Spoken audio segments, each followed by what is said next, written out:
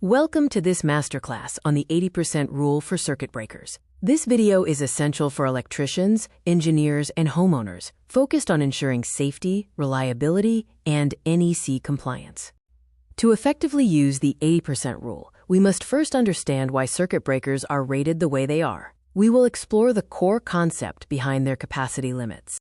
Loads are categorized as continuous or non-continuous. Continuous loads are expected to run for 3 hours or more, generating significant heat. Non-continuous loads run sporadically or for short durations.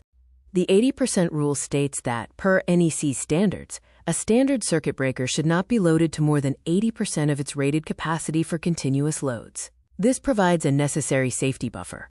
The math shows that a 20-amp breaker should only carry a maximum continuous load of 16 amps. The 20-amp rating applies only to short bursts, preventing nuisance tripping and fire hazards under continuous use.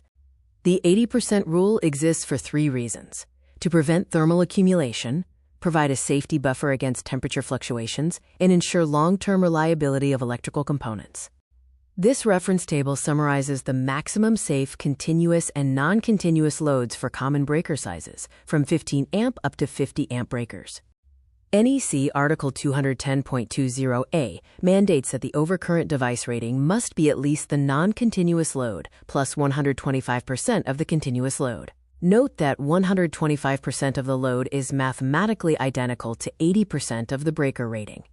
These gauges visually represent the difference between the rated capacity and the safe continuous operating zone, which is 80% of the total rating for loads running over 3 hours.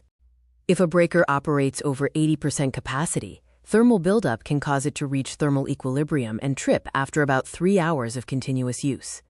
Common examples of continuous loads include EV charging, space heaters running all night, and commercial lighting that stays on for standard 8-hour shifts.